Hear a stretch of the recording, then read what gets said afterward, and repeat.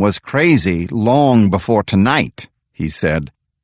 I was sorry to say that I had to agree. Chapter 111. Jonah and I watched from the rear balcony as LJ's carriage clattered down the back drive and onto Old Laurel Road. The crowd in front continued chanting for another half hour or so, but then a passing summer shower rolled in to extinguish their torches and their anger, at least for tonight. Before long, I was seated in the ground floor parlor with a snifter of brandy and a pot of coffee. Two of LJ's housemen were sweeping up the broken glass and bringing in planks to nail over the windows. Quite the sight, and quite the night. A knock came at the door. I looked up to see Nelson, one of the houseboys. "There's a Miss Begley here to see you, sir," he said. I went and met Elizabeth in the front alcove. Her bonnet was glistening from the rain, and she looked uncharacteristically disheveled. She reached out and took my hand. "Oh, Ben, I was in the courtroom today," she said. "It's awful, just awful. We all see what's happening. How can I help?" I led her to LJ's study, toward a green damask sofa where we sat. Elizabeth untied the bow of her bonnet and shucked it off. Her hair went flowing onto her shoulders. "I want to help, Ben. Please, let me in. These hangings, all of it, has got to stop. Most of us in town want it to stop." "I don't know what to say, Elizabeth. LJ just took Allegra and their kids out of town." "Don't push me away again. Please. I live here. I have more to gain and to lose than you do. Ben." As a silence fell, an idea formed in my head. It was quite a daring one, and I wasn't sure what to make of it yet. "Elizabeth," I said, "maybe there is something you can do to help." Chapter 112. Since the night we had convinced Phineas to arrest the White Raiders, I'd known that if this trial ever came about, winning 3 guilty verdicts would be close to impossible. But this was the first time I had ever considered that it might be completely impossible. I couldn't think of a way to combat all the lies, the false testimony, the faked documents, the bigoted jurors, and, of course, the overwhelming and nearly laughable prejudice of the presiding judge. Jonah Curtis, on the other hand, seemed to be clinging to his little tiny ray of hope. He kept urging me to have the courage to stand by him. He intended to fight Loophole Lewis to the bitter end. So it was that Jonah went after every scrap of evidence with passion, intelligence, and no little amount of cunning. He did constant battle with my increasingly impatient father. On the 3rd day of the trial, everyone was astonished when Judge Corbett actually upheld one of Jonah's objections. "Don't let that give you any ideas," my father growled. The next day, Jonah put an emotional Conrad Cosgrove on the stand. "That's right, Mr. Curtis," Conrad said. "There was at least 10 of 'em coming from all directions. They never said a word. They just started shooting everything and everybody in sight." And later, "Yes, sir, Mr. Curtis, I seen my brother Luther take that man's boot to his head at least 6, 7 times. Hard enough and long enough to kill him. I was standing closer to him than I am right now to you." But then Maxwell Hayes Lewis always got his chance at rebuttal. "Now, Mr. Cosgrove, my dear Mr. Cosgrove, would you say that your opinion of what happened that night is influenced at all by your sorrow at the death of your brother?" Conrad pondered the question, then shook his head. "No, sir. I do feel sad that Luther is dead, but that doesn't have a thing to do with my opinion about what happened that night." It was a small trap, But Conrad had walked right into it. Loophole Lewis pounced. "So the testimony you gave to Mr. Curtis just now was your opinion, not fact?" "Well, sir," Conrad said slowly, "it is my opinion, like you said, but it's based on what I saw, and that's just a fact." "But you're not absolutely certain of those facts, are you? How could you be?" Jonah climbed to his feet again. "Your Honor, Mr. Lewis is purposely trying to confuse this witness." Judge Corbett looked over his spectacles. "If the witness is so easily confused," he said, "then perhaps you made a mistake calling Mr. Cosgrove to testify in the first place." And so it went, in that steamy courtroom, ripe with the smell of sweat and Rose of Sharon eau de toilette. The good people of the Eudora quarters took the stand and swore to tell the truth and nothing but the truth, and they did, and then Maxwell Lewis ripped them apart. One by one, Loophole Lewis plowed his way through our witness list.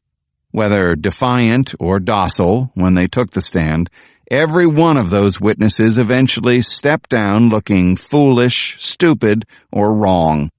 It happened every single time. At last Jonah stood up.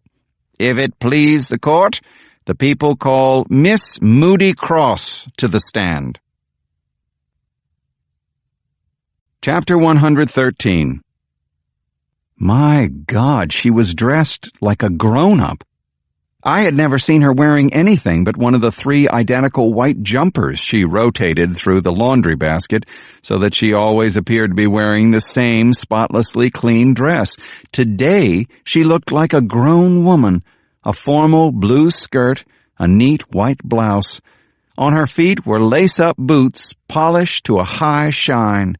She wore white gloves and a straw hat. Last night we had gone over and over the questions we would ask.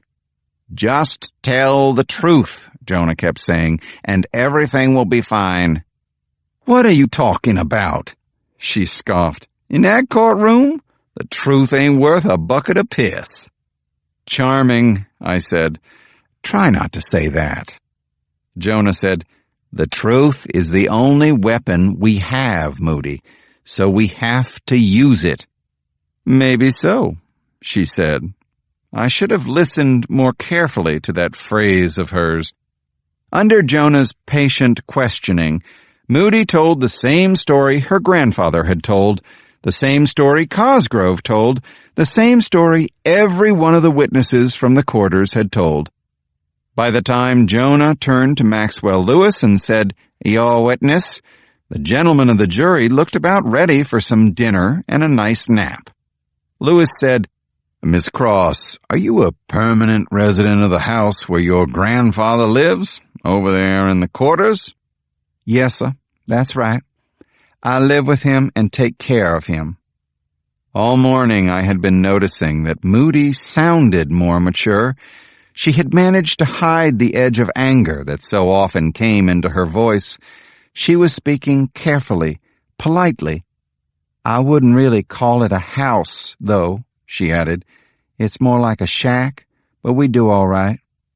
"Now, would you say your first notice of the alleged intruders on that night was when they rode up, supposedly shooting their weapons and yelling?" "Oh, no, sir," she said in a very clear voice.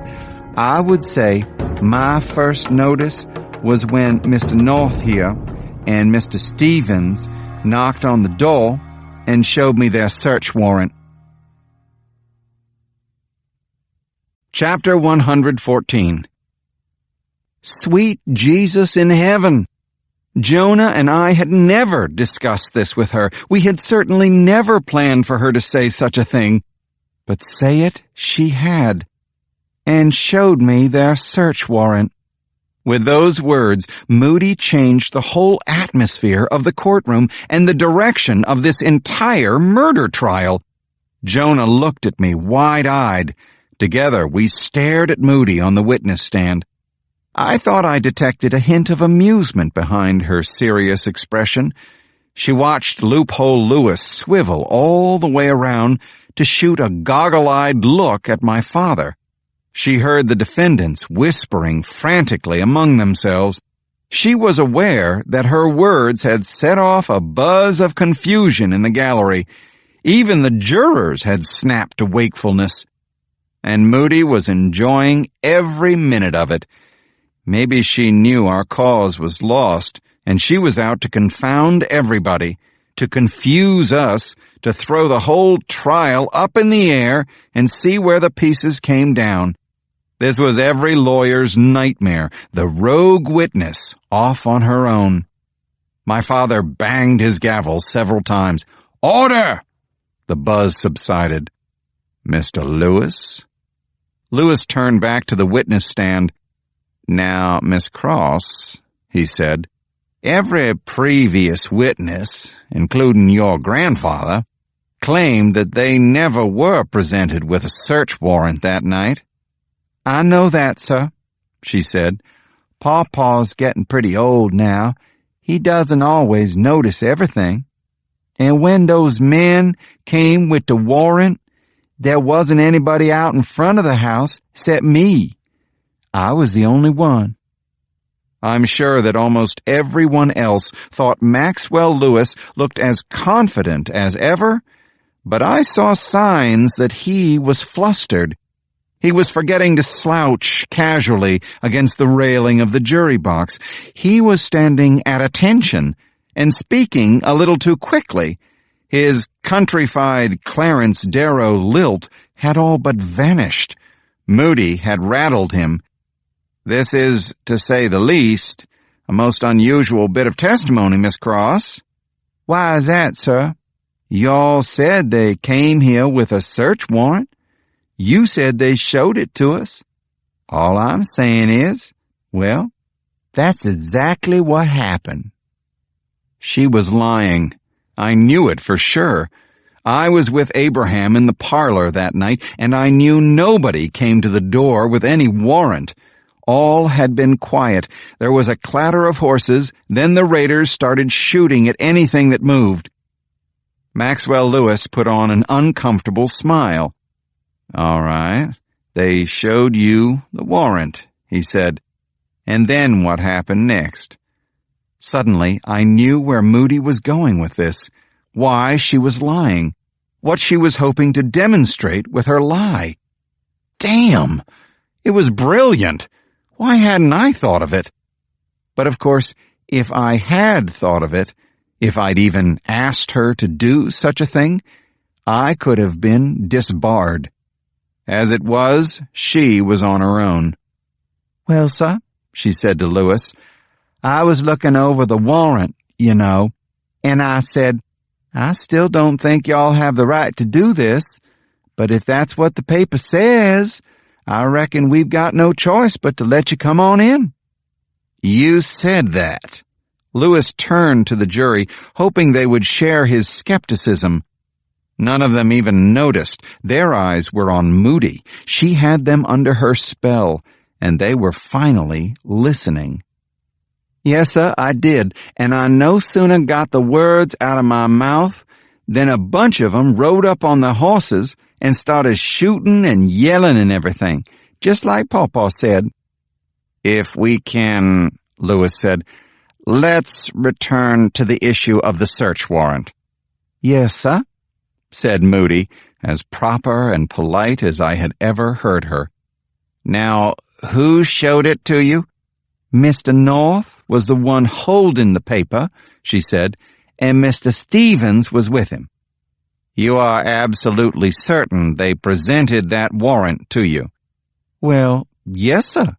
I mean, that's what happened, just like y'all said. Don't you believe me?"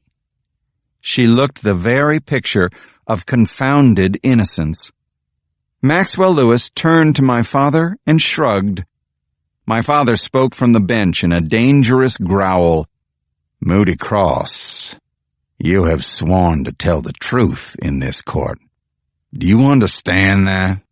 "Oh, I certainly do, Your Honor. That's just what I'm doing, she said. For the life of me, I can't figure out why